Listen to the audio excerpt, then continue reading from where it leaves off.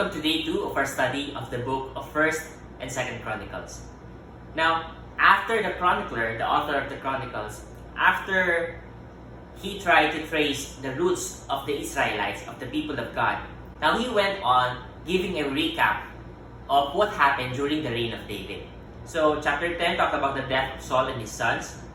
And then chapter 11, the chronicle recalled when David was anointed as king, when he took Jerusalem, he established Mount Zion, and then even talked about the mighty men, the mighty soldiers of David, and then how David worshipped before the ark, the Lord's covenant with David. Now we mentioned that this is actually the most important event in David's life, when he had this covenant with God, and God promised that he will establish David's household, David's dynasty.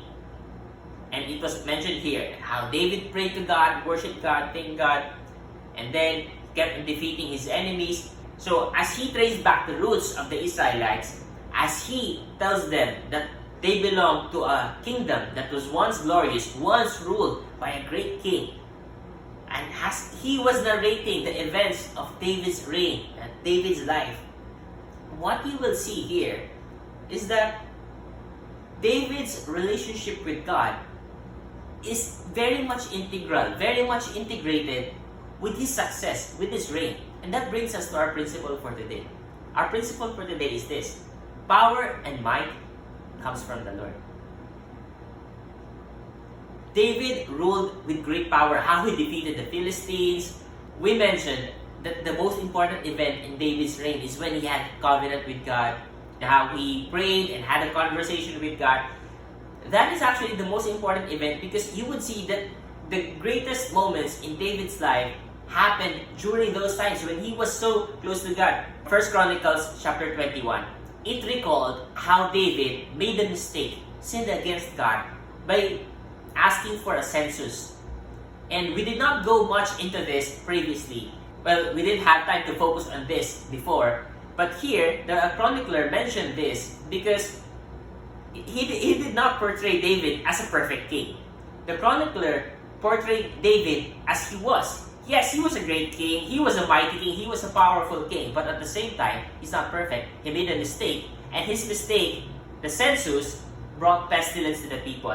And I like that he narrated here a prayer of David, verse 17. David said to God, "Was it not I who gave command to number the people, or to make the census?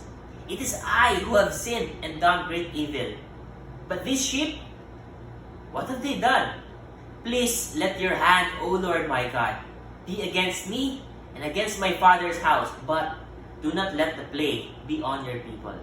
Because David's sin, David's mistake, cost the lives of many Israelites. And the lesson here for David is that as a king, he's responsible for these people. As a king, he's accountable for these people.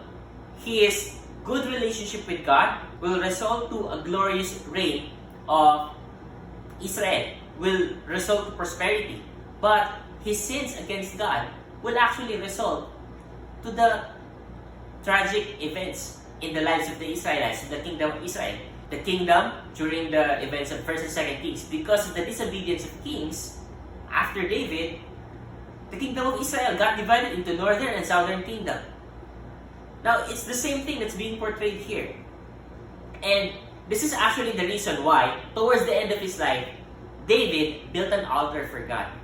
While it is a way, we mentioned before, while it is David's way of offering back to God the reign by dedicating to God his success, it's actually his way of re-establishing his covenant with God.